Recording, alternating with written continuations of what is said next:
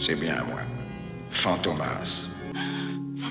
Oui, Fantomas. Ce nom qui résonne encore parmi nous 48 ans après ses derniers méfaits en Écosse. Plusieurs générations ont été bercées par le mystère entourant ce personnage aux 1000 visages, et même au-delà des 1000 visages d'ailleurs, puisque nous sommes certes très nombreux à avoir en tête le Fantomas d'André Hunebelle, et sa trilogie datant des années 60, mais Fantomas avait bien d'autres visages encore.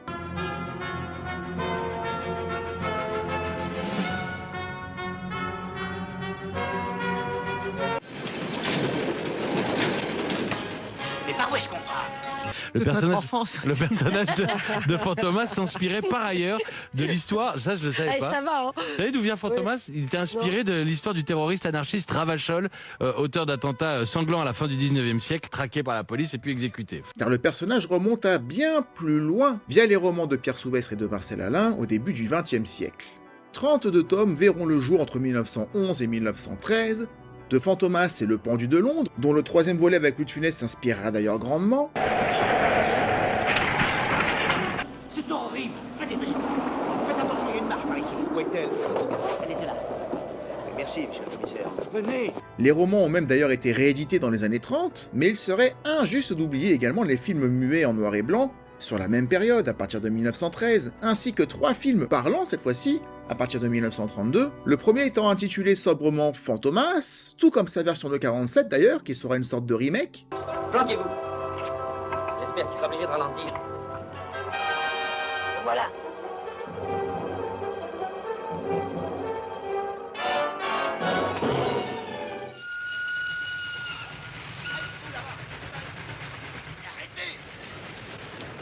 Ou un reboot, donc dès 1947 il y avait déjà un reboot de Fantomas, aujourd'hui de nos jours on n'a que des reboots de tout, mais déjà Fantomas à l'époque était précurseur en la matière. Ou encore Fantomas contre Fantomas de 1949, avec déjà au casting à l'époque le tout jeune Jack Dinham, que nous retrouverons bien plus tard en adjoint du commissaire Juve dans la version que nous avons tous retenue. Qu'est-ce que je fais maintenant, moi? Vous vous débrouillez tout seul, allez chercher votre cheval et merci. Allez. Fantomas c'est aussi une mini-série télé en 79, une série franco-allemande qui avait déjà tenté une première fois de ressusciter encore le mythe. Et de donner à nouveau un autre visage au génie du crime. On pourrait aller plus loin encore avec les bandes dessinées Fantomas, sorties à toutes les époques, des années 80 à nos jours. Oh, Fantomas. Et je Fantomas, et encore Fantomas. Et toujours Fantomas. On a eu des pièces de théâtre, des émissions radiophoniques. Tout ça pour dire quoi? Que Fantomas va bien plus loin que ce que nous avons presque tous en tête en se le remémorant, à savoir la trilogie très pop signée André Hunebelle, avec bien entendu Louis de Funès, Jean Marais et Mylène de Mongeau. Et Jack Dinham, n'oublions pas Jack Dinham. Elle a été sabotée. Qu'est-ce que c'est que ça? C'est un coup de Fantomas. Allez me chercher un taxi, moi. Allez hop, je m'en fous, allez me chercher un taxi. Allez me chercher un taxi, allez me chercher un taxi. Pour ce qui est des Fantomas, on en a parlé plusieurs fois sur la chaîne, dont une vidéo qui récapitule tout, que vous trouverez par ici si vous ne l'aviez pas vu. Et après 20 ans de rumeurs depuis le début des années 2000, c'est enfin officiel. Fantomas reviendra encore en 2027 via un premier film qui devrait lancer une toute nouvelle trilogie, voire même une série télé, selon si ça marche ou pas. Et autant sur la soupe aux choux numéro 2, actualité que nous avons déjà traitée il y a quelques mois sur la chaîne, semblait sortir de nulle part, ou semblait venue d'ailleurs, mais pour la soupe aux choux 2, je suis complètement hypé. On en a parlé dans une autre vidéo sur la chaîne que je vous mettrai en lien en description dans la vidéo, mais autant la soupe aux choux numéro 2 ça peut surprendre, autant de parler de Fantomas à nouveau alors qu'il y a eu 32 romans, bah en fait il y a vraiment rien d'étonnant à ça, à vouloir réadapter encore les romans parce qu'on n'a pas forcément tout montré, que ce soit dans les courts-métrages, ou dans les films, ou dans les séries, ou dans les pièces de théâtre, ou tout le reste. Les vrais Fantomas pourraient faire une série de télévision absolument stupéfiante parce que c'est d'une cruauté, d'une méchanceté, et ça fait très très peur. Et donc Fantomas, il faut le reconnaître, même si ça me fait mal, parce que je suis très attaché à cette trilogie, mais Fantomas n'appartient pas, entre guillemets, même si ça lui a jamais appartenu, à De Funès et à son univers. Souvent, si on regarde ce que fait De Funès, et que tu prends la scène, et que tu la donnes à un autre comédien, il n'y a personne qui peut le jouer. C'est ridicule. C'est trop gros, c'est extrême.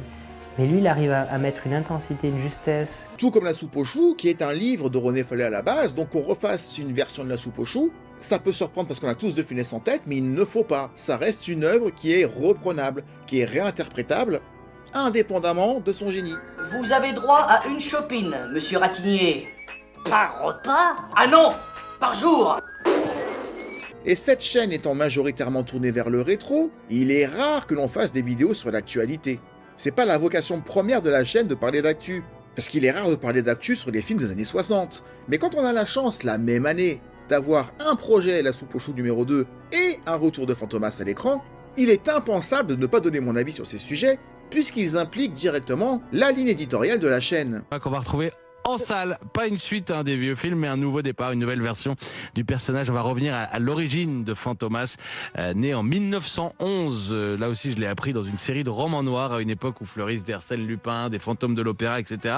Et pour ce Fantomas 2027, nous aurons au casting Guillaume Canet et Romain Duris en tête d'affiche, et à ce stade, impossible de déterminer qui jouera Fandor, Fantomas, ou même si Fandor et Fantomas seront joués par la même personne, cette fois-ci, rien ne les y oblige, ou qui va jouer le commissaire Juve. Le casting, lui, est particulièrement prometteur. La relève de Louis de Funès et Jean Marais, pas évident, hein. Guillaume Canet et Romain Duris. Et l'actrice Lina Coudry aussi, qui sera à l'affiche. Le tournage du film démarre en janvier prochain. Et ils seront dirigés par le réalisateur Frédéric Tellier, connu pour Goliath ou Sauver ou Périr. Alors attention, je les ai pas vus ces films-là. Le film sur les pompiers m'intéresse, mais il n'a pas eu forcément des super retours, et aucun de ces 4 longs métrages n'a dépassé le 1 million de spectateurs, et on était loin d'ailleurs. Alors ça ne présage de rien, parce qu'apparemment il y a quand même eu des récompenses, mais ça me semble étonnant de faire un Fantomas qui est quand même un certain enjeu commercial, et aussi un enjeu culturel, parce que ce n'est pas rien, par un réalisateur qui n'a pas confirmé ne serait-ce qu'au moins au box-office, même si ça ne fait pas tout, mais j'aurais été plus rassuré de savoir qu'un Alexandre Astier, par exemple, était dans le coup, ou bien, je sais pas, les réalisateurs du Comte de Monte-Cristo de l'année dernière, qui, du coup, ont fait leurs preuves, ont cartonné, ont fait des millions d'entrées, et ce serait quand même plus rassurant de savoir qu'un tel projet serait entre leurs mains. Prêt à faire quoi? À se venger. Chérie, je te présente enfin le Comte de Monte-Cristo. Albert, que sais-tu de cet homme? Et vu qu'on ne connaît pas encore le réalisateur de La soupe aux choux numéro 2, prions pour que ce soit Alexandre Astier et qu'il soit intéressé parce que dans ce cas-là, j'y vais les yeux fermés. Et lorsque j'ai entendu parler de ce projet Fantomas, fortement influencé par l'héritage des films avec De Funès que j'adore plutôt que par l'héritage des romans, j'ai été déçu de plusieurs choses. D'une part, qu'il n'ait pas osé faire une suite directe, comme La soupe aux choux numéro 2 va le faire, avec un Fantomas au masque bleu, mais dans notre époque. Sans faire un remake pour autant. Un Fantomas 4, pas un Fantomas à Moscou tel que ça aurait dû l'être, parce qu'on ne peut plus, ou remarque pourquoi pas, mais un Fantomas qui se passe en 2027 avec le personnage qu'on a connu en 67. Et d'ailleurs tout à fait.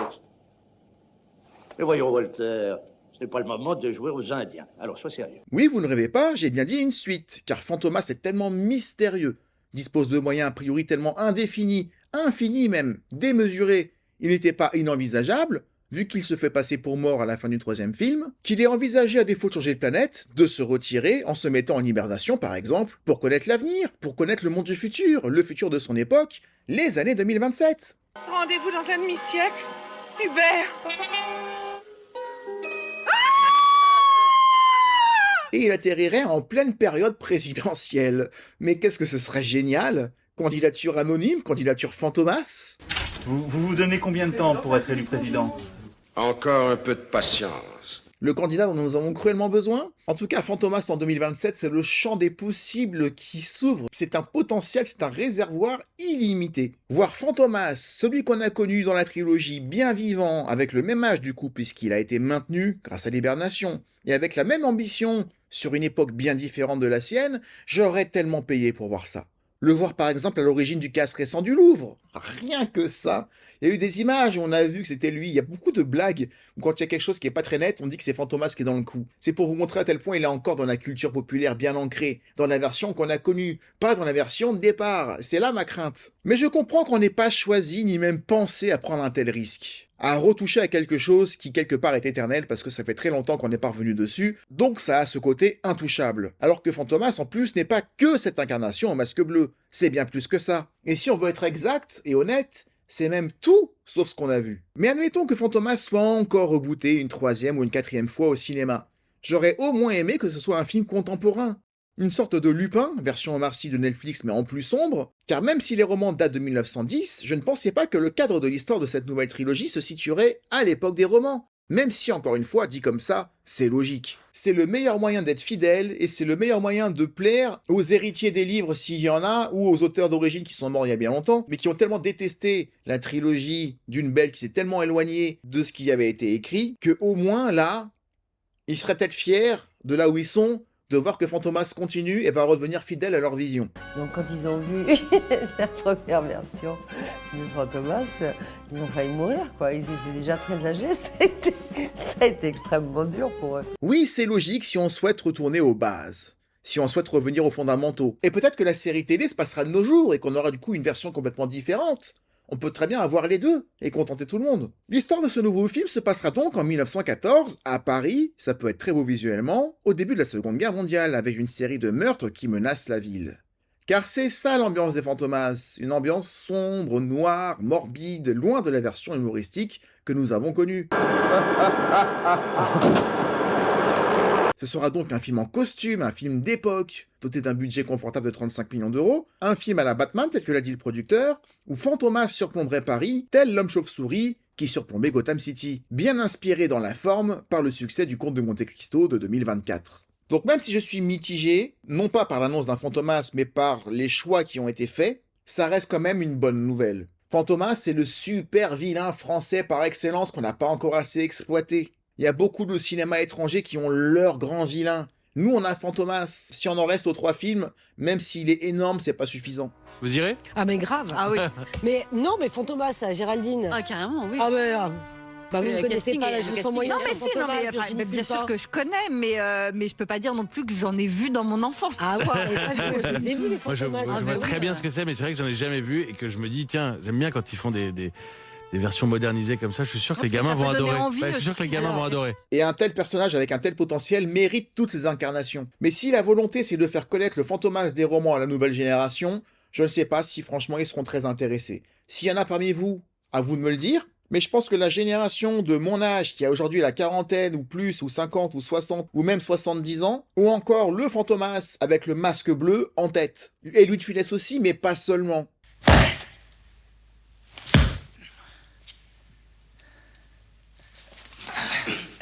Est-ce que nous, dans notre génération et sur la communauté de Nienko TV, on a envie de voir le Fantomas de 1914 ou de 1911, date de sortie des premiers romans, après avoir été si marqué par la trilogie Une Belle, en grande partie grâce à De Funès, mais encore une fois, je ne retiens pas que ça. Il y a la musique de Michel Magne qui joue beaucoup. Est-ce qu'on va se passer du thème de Fantomas qui pour moi est celui-là ?